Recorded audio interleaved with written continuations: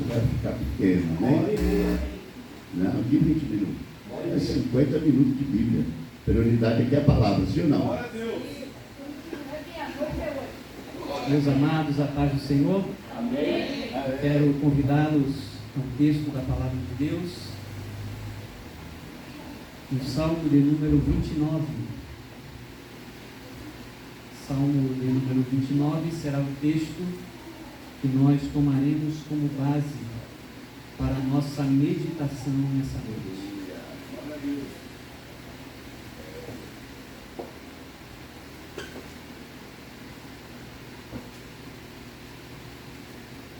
Eu estava em dúvida entre duas mensagens, mas depois de ver tudo aquilo que Deus foi falando no decorrer do culto, e mais especificamente depois que o pastor Leno louvou sobre vendavais, o Senhor Jesus confirmou esta palavra e eu louvo a Ele por isso. Salmo de número 29. Assim que os amados irmãos localizarem o texto, diga amém. Amém. Assim nos diz a poderosa palavra de Deus. Dai ao Senhor, ó filhos poderosos, dai ao Senhor glória e força. Dai ao Senhor glória devida ao seu nome. Adorai o Senhor na beleza da sua santidade. A voz do Senhor ouve-se sobre as muitas águas. O Deus da glória troveja. O Senhor está sobre as muitas águas. A voz do Senhor é poderosa. A voz do Senhor é cheia de majestade. Aleluia. A voz do Senhor quebra os cedros. Sim, o Senhor quebra os cedros do Líbano. Glória. Ele faz saltar como um bezerro ao Líbano e Sirion, como bois selvagens. A voz do Senhor separa as labaredas do fogo. Aleluia. A voz do Senhor faz tremer o deserto. O Senhor faz tremer o deserto de Cádiz. A voz do Senhor faz parir as servas e desnuda as brenhas. E no seu templo cada um diz glória. O Senhor se assentou sobre o dilúvio. O Senhor se assenta como rei perpetuamente. O Senhor dará força ao seu povo. O Senhor abençoa o seu povo com paz. Eu quero, por gentileza, que você repita comigo os versos 10 e 11. Após mim, por favor. O Senhor se assentou sobre o dilúvio.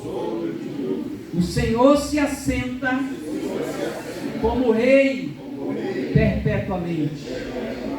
O Senhor dará força ao seu povo. O Senhor abençoará o seu povo com paz.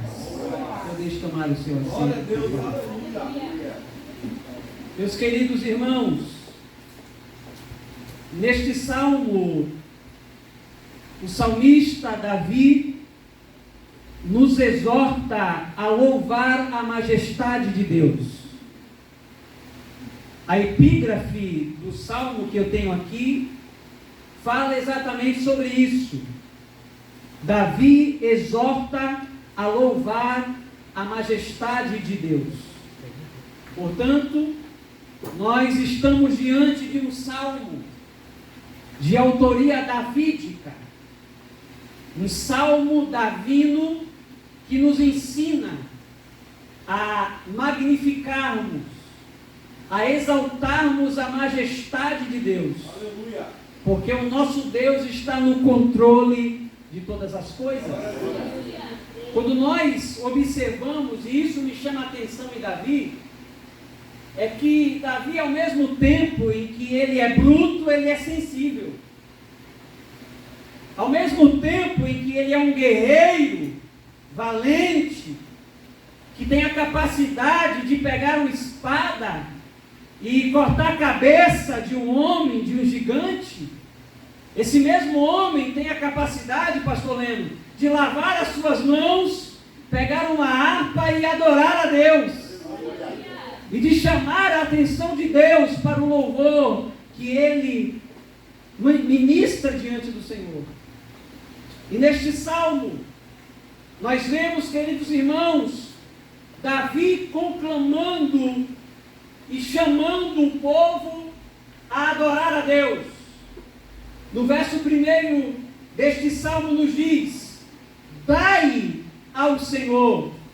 Perceba que a expressão dai, ela está na voz imperativa. Davi não está dizendo que adorar aqui é uma opção, mas é uma obrigação, é um dever, é um mandamento. Porque Deus é digno de ser adorado. Ele é digno de ser adorado no meio do seu povo. Ele é digno de ser adorado nesta igreja. Ele é digno de ser adorado em toda a terra. E é por isso, queridos irmãos, que Davi chama a adoração, conclama a adoração na voz imperativa, dai. E essa expressão, queridos irmãos, denota um tributo, como alguém estivesse pagando um imposto, como alguém estivesse pagando algo devido a outrem, porque o nosso Deus, e mais ninguém, é digno de ser adorado. Davi diz: dai ao Senhor. Ele fala aqui neste salmo sobre o endereço da adoração.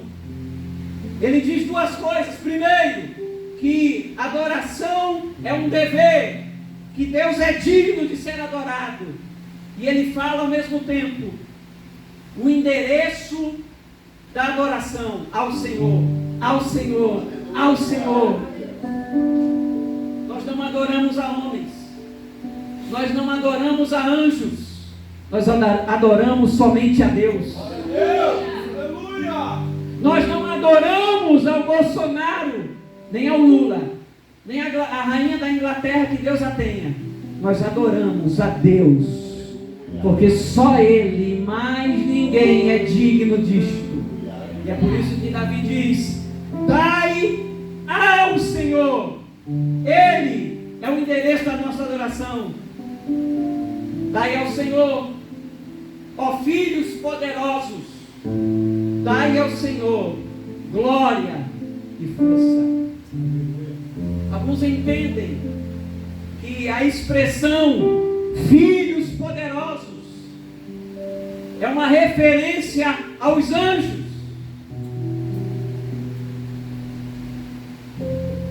Já outros entendem que essa expressão é uma expressão que denota aos homens poderosos, aos homens e mulheres de Deus, ao povo de Deus. De modo que, de uma interpretação ou de outra, tanto anjos quanto homens devem adorar a Deus, porque Ele é digno disso. Glória a Deus. Queridos irmãos, quando nós não adoramos a Deus, nós estamos roubando a Deus.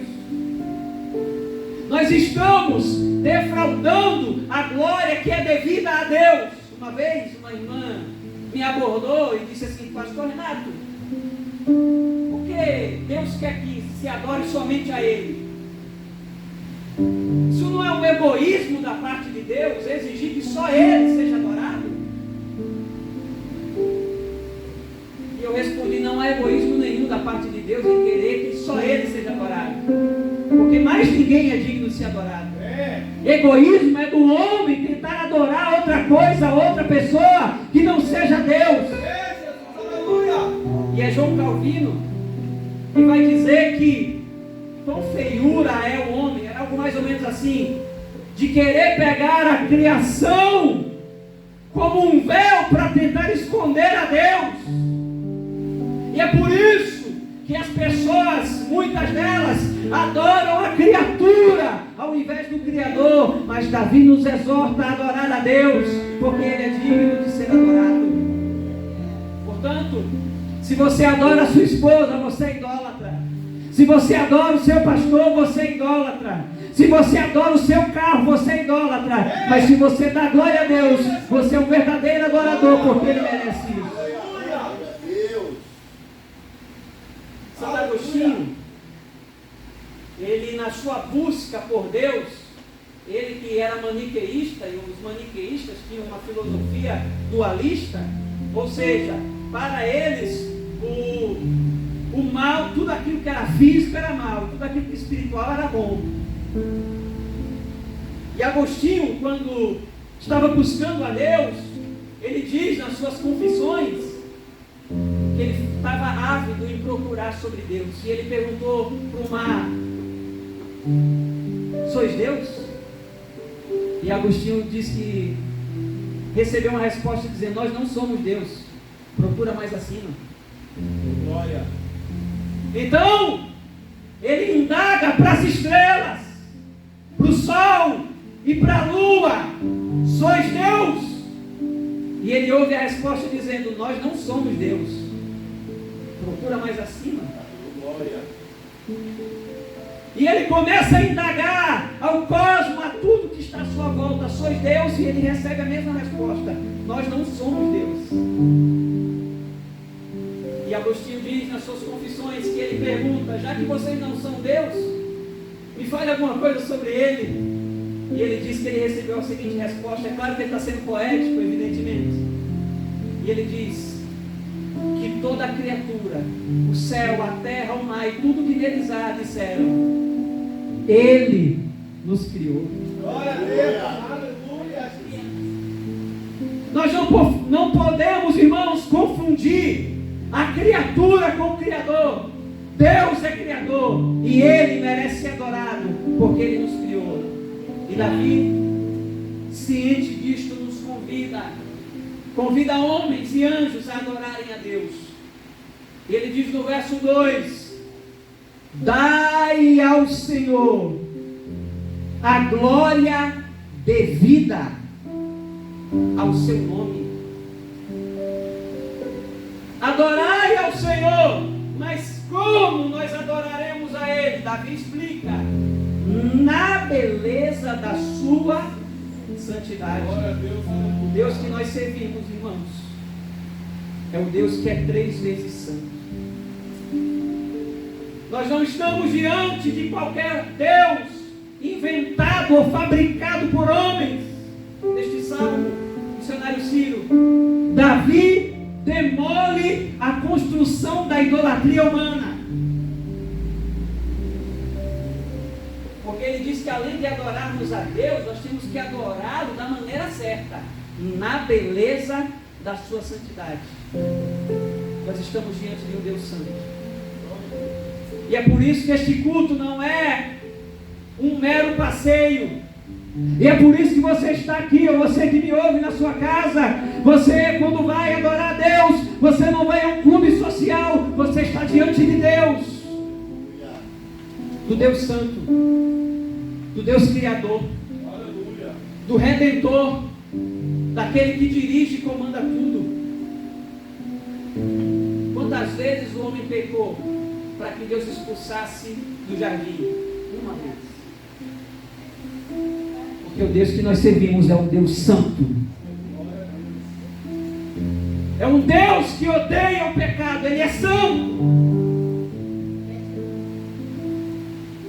E depois de Davi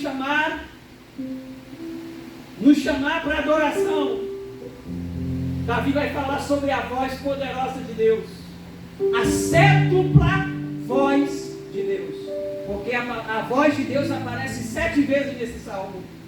Glória a Deus. E nós aprendemos com o nosso pastor que o número 7 é o número da perfeição, porque a voz de Deus é perfeita. A voz dele é perfeita, porque só a palavra dele pode ir no lugar onde ninguém pode. O escritor aos Hebreus diz que a palavra de Deus é mais penetra mais do que uma espada de 2 quilos. Aleluia. E ela vai, eita, Ô, glória. na divisão da alma e do espírito, das juntas e das medulas.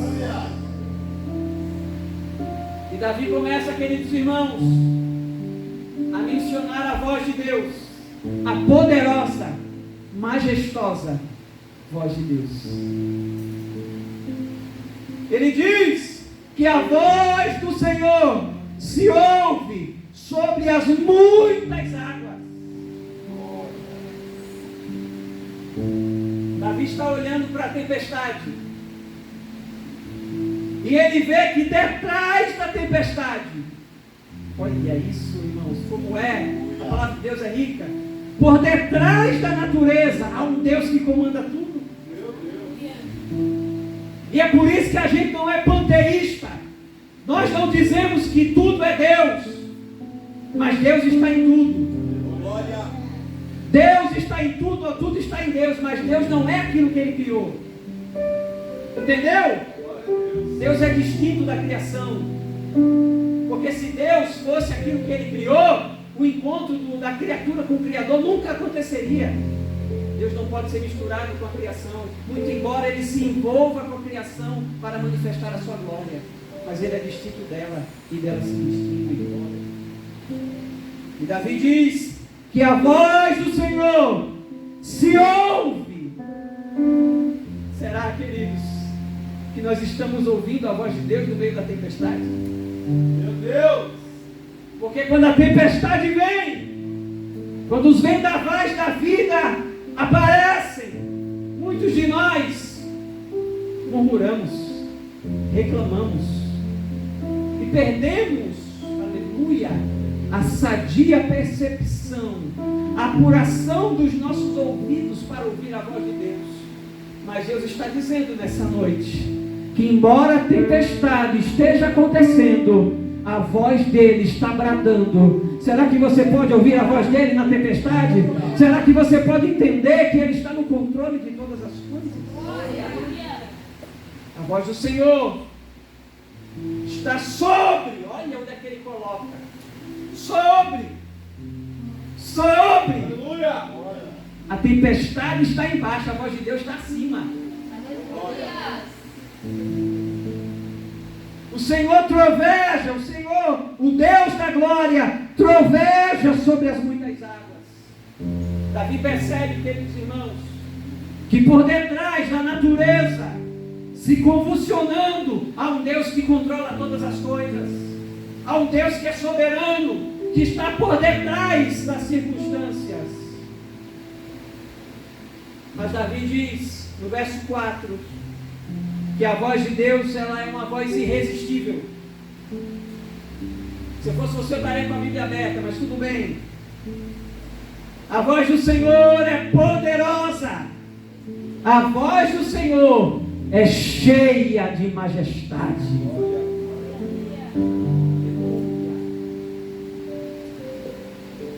Essa voz, às vezes, se manifesta de maneira que faz tudo chacoalhar e estremecer. Glória a Deus. Mas às vezes é uma voz tão mansa, tão delicada, como diz lá no relato de Reis, 1 de Reis. Quando Elias está na caverna, não é isso? Fugindo das ameaças de Jezabel, sacerdotisa de Astarote. Ele se enclausura lá e diz: Deus, me mata, porque nada mais vai acontecer na minha vida. Mas Deus aparece para ele. Deus manda um terremoto, mas o Senhor não estava no terremoto. O Senhor manda o vento, não estava no vento. Mas de repente, Glória a Deus. Aleluia. veio uma voz mansa e delicada. E Deus pergunta para o profeta: que fazes aqui, Elias? Glória. Ei! Aleluia! Deus não disse para o profeta Elias: o que fazes aí? Deus disse: o que fazes aqui? Porque Deus estava dentro da caverna com Elias. Aleluia. Deixa eu dizer uma coisa: Quando você for para a caverna, Deus não vai fugir, Ele vai estar lá. Para dizer para você: eu renovo as minhas promessas na sua vida. A minha voz, ouça a minha voz no meio da tempestade, no meio do problema. Pare para ouvir a voz de Deus.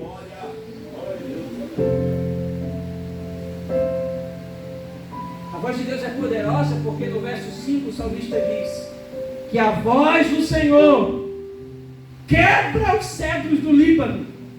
Só com a voz. Queridos irmãos, o Líbano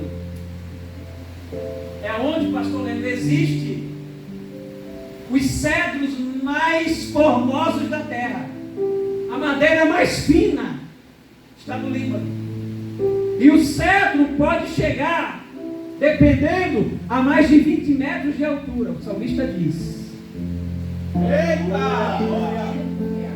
Deus somente com a sua voz quebra os cedros do Líbano como se fossem palitos de fósforos diante dele. Se ele, através da sua voz,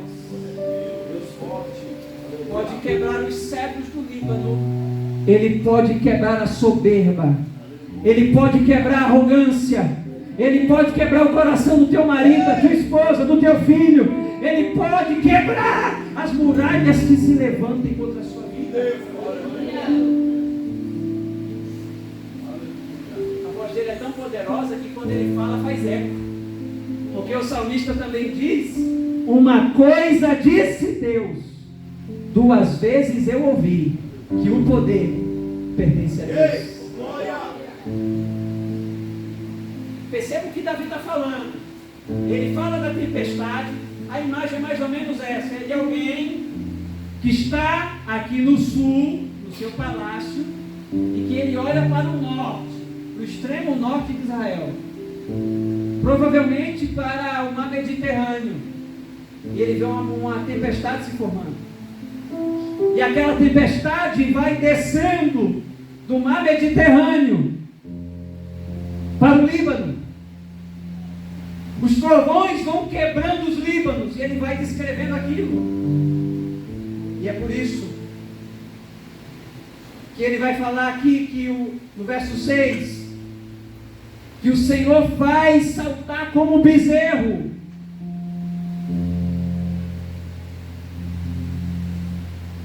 O Líbano e o Sirion. O Líbano é o país, o Sirion é o monte. O que ele está dizendo, queridos irmãos, é que aquilo que diante dos nossos olhos parece fixo, inamovível, pela voz de Deus é abalado, é movido.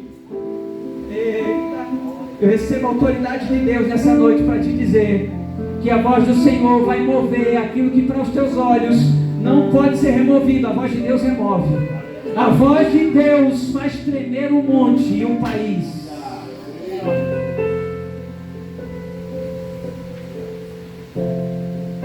Até aquilo que parece inabalável, a voz de Deus move. É Ele que com sua voz, diz o salmista, faz derreter os montes como cera. Não é o que o Salmo 46 diz? Ele levantou a sua voz e a terra se derreteu. Então você está com medo de quê? Se você serve ao Deus que está acima da tempestade. Glória a Deus! Se você serve a Deus, ao Deus que pela sua palavra a montanha se move. Aleluia! Verso 7.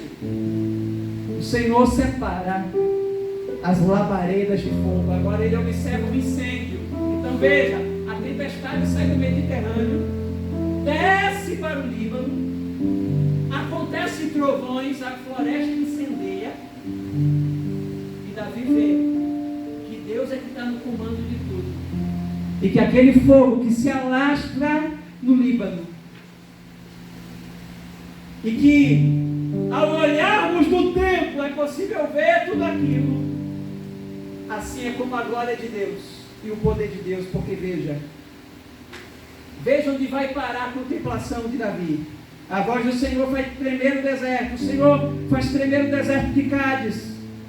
Verso 9: a voz do Senhor faz parir as servas desnudas brenhas, e no seu templo, lá no sul, Jerusalém, no seu templo, cada um diz glória. A tempestade começou lá no norte, e que Davi vai descrevendo a glória de Deus, o poder de Deus se manifestando através da natureza. É um poder que se alastra como fogo, vai parar no templo, e as pessoas que estão lá dizem glória.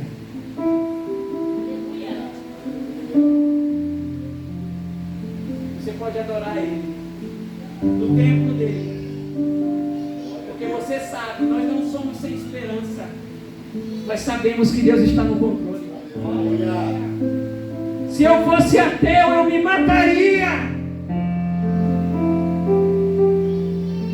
porque é isso que um ateu macho faz.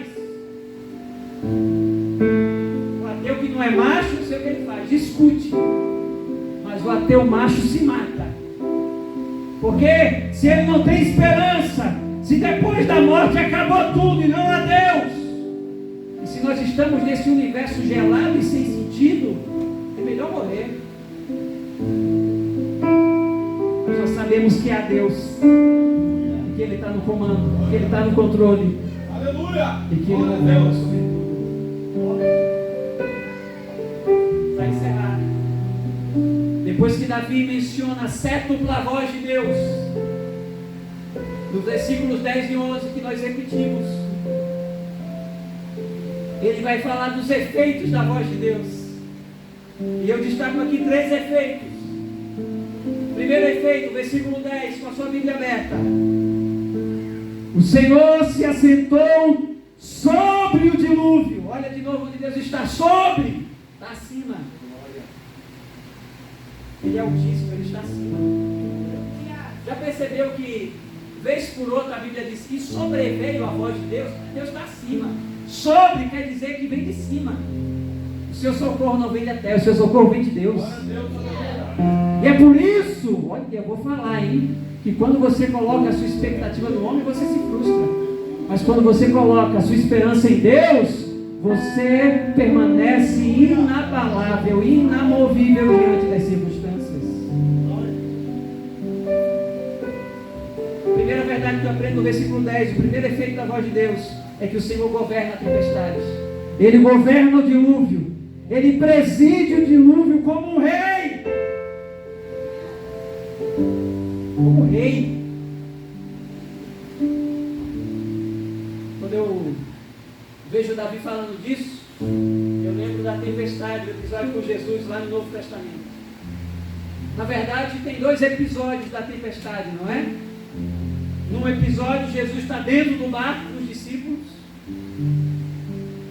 dormindo, com a sua cabeça no travesseiro, na almofada, e uma tempestade subitamente vem sobre o mar da Galileia, e os discípulos ficam desesperados, e eles vão acordar Jesus e dizer: mestre, não te importa que morramos, que pereçamos?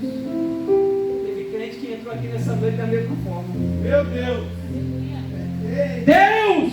Glória a Deus! Olha a tempestade que eu estou passando. O Senhor não se importa comigo? E Deus está dizendo: eu governo sobre a tempestade. Porque quando se pensa que tudo está perdido, é que Deus está agindo.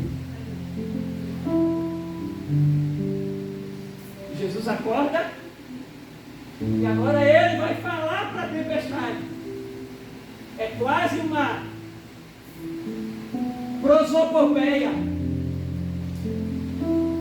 Os evangelistas vão falar da tempestade quase como se fosse uma pessoa. Porque Jesus se dirige para ela, dizendo: mar, vento, primeiro vento, aquieta-te. Mar, fica calmo. E sabe o que acontece? O vento e o mar se aquietam. E houve uma grande bonança. Aleluia!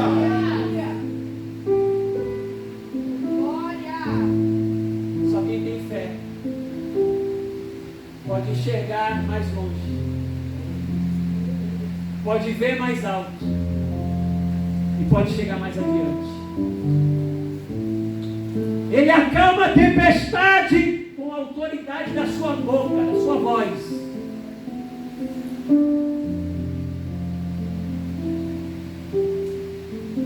Já viu na sua vida o poder do vento? O poder do mar? Deus governa sobre tudo isso. Glória a Deus, aleluia. Na outra tempestade, e essa eu acho linda também, Jesus não está com os discípulos dentro do barco ainda. Ele vai orar num lugar à parte e manda os discípulos atravessar o mar e ele diz, vai que eu encontro vocês depois. É claro que eu estou dizendo com as minhas palavras, mas é isso que o texto diz. E eles estão no meio do mar. Na verdade ali o mar é só uma expressão, porque é um lago de água doce. E quando eles estão no meio, a tempestade vem. E o texto bíblico diz que Jesus vem andando sobre a tempestade. Glória a Deus, aleluia. Aí Pedro, que é o mais atrevido, vê Jesus andando na tempestade. Enquanto os outros discípulos dizem, é um fantasma, ele diz, aí Jesus diz assim, sou eu, não tem mais. Aí Pedro diz assim, Senhor, se é o Senhor mesmo. Pedro é o mais atrevido porque ele está acostumado a lidar com o mar. Talvez fosse o pescador mais experiente, não sei. Seu instinto de ser mais impulsivo falou mais alto. Senhor, se é o Senhor mesmo, manda ele ter contigo. Jesus diz, vem. Tem gente, isso para mim é ateu disfarçado de teólogo, tá? Que busca uma explicação lógica para esse evento. Alguns dizem que Jesus era um excelente nadador. E que ele foi nadando mesmo na tempestade, e ele chega lá, e ele encontra no meio do mar um banco de areia, e ele sobe em cima do banco de areia. Mas o texto não diz que Jesus andou sobre o banco de areia. O texto diz que Jesus andou sobre as águas. Porque Deus pode transformar a água líquida em estado sólido. Meu Deus, aleluia. Para que o filho dele ande sobre as águas. Glória a Deus, aleluia. Eu não tenho poder de fazer o mar se transformar em gelo, quem sabe, para eu andar. Mas Jesus tem, porque Ele é Deus. Queridos irmãos, Ele está acima da tempestade. Deus governa. Deus governa a tempestade. Segundo o efeito da voz de Deus, está no verso 11. O Senhor dá força ao seu povo. Primeiro efeito da voz de Deus, Ele está no controle da tempestade. Segundo efeito, Ele dá força ao seu povo. Aleluia. Foi louvado aqui que, se você pensa que está tudo terminado, que tudo acabou, uma coisa eu te digo nessa hora, que a última palavra é do Senhor. Se você se ajoelha e não consegue mais orar, está fraco. O Senhor diz, eu te dou força nessa noite. A voz do Senhor, queridos irmãos, nos fortalece. Só a voz dele pode nos fortalecer. Você está fraco? Deus te fortalece. Glória a Deus. A voz dele te fortalece. A voz dele te conforta. A voz dele te renova. A voz dele é poderosa para entrar e fazer tremer o lugar onde você está. E para encerrar, o terceiro efeito da voz de Deus: o Senhor abençoa o seu povo com paz. A estrutura é esta: chamado para adoração, verso 1 e 2, a sétupla voz de Deus, versos 3 a 9, e versos 10 e 11, os três efeitos da voz de Deus. O Senhor me trouxe aqui nessa noite para te dizer que Ele está no controle da tempestade. Que Ele vai te fortalecer. Você está fraco, não tem problema, Ele vai te dar força. Glória a Deus. Em terceiro lugar, o Senhor vai te abençoar com paz. Glória a Deus. O diabo não vai roubar a tua paz. Eu sei. Porque não foi Ele que deu. Aleluia. diabo não vai tirar a sua alegria. Ele tenta, mas ele não vai conseguir. Porque o Senhor abençoa o povo dele com paz. O povo de Deus é pacífico. O povo de Deus, Jesus diz, bem-aventurados os pacificadores. O povo de Deus é o povo da paz. Deus nos chamou para ser agentes da paz. Porque o Senhor abençoa o povo dele com paz. A paz, irmãos, custou caro. Pastores, a paz custou caro. Custou o sangue de Jesus para que nós tivéssemos paz com Deus. Uma vez, pode já se colocar de pé. Uma vez uma pessoa me perguntou: pastor, a gente está acostumado aqui a dizer Pai do Senhor, toda hora você fala graça e paz. E eu disse: não é não, porque a graça é o meio pelo qual nós somos salvos. Deus nos salva por sua graça. Paulo diz: pela graça sois. Não foi de graça, mas é pela graça. Tem isso também, tá? Salvação não foi de graça para Deus, custou para Deus, não custou para você nem para mim. Mas o efeito da salvação é paz. Porque nós somos salvos pela graça, nós temos paz com Deus. E é por isso que Paulo começa as suas epístolas dizendo graça e paz da parte de Deus. Porque a gente estava em conflito com Deus, a gente estava em guerra com Deus. Mas em Cristo,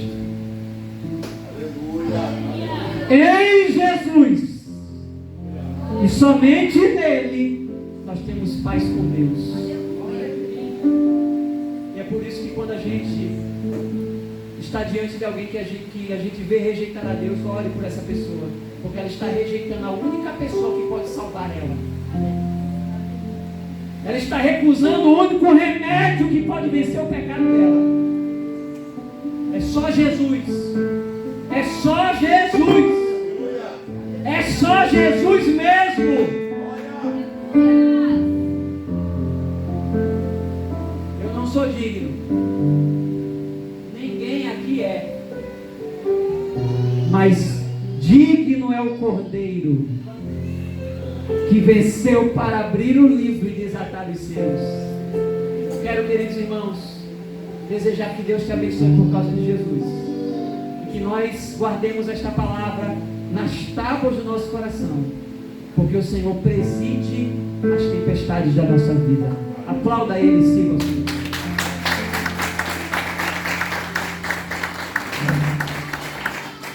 Pastor Lélio pode cantar esse hino, o último que você cantou, para a gente encerrar. Por favor. A última palavra do Senhor. Nós vamos estar encerrando já o culto. Quero agradecer a Deus pela vida do nosso irmão Rodrigo, que está ali, família, de longa data, caminhada, de pregação, que tem a alma. Eu acredito que alguém já foi ali, já abraçou ele, já, né? Seus filhos, pelo amor da nossa vida aqui nessa igreja. Deus abençoe, Rodrigo, em nome de Jesus. Nos louvará o Senhor nessa noite. Glória a Deus.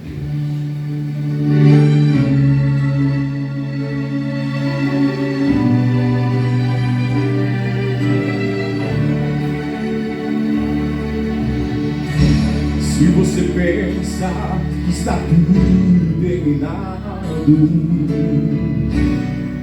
e que tudo acabou,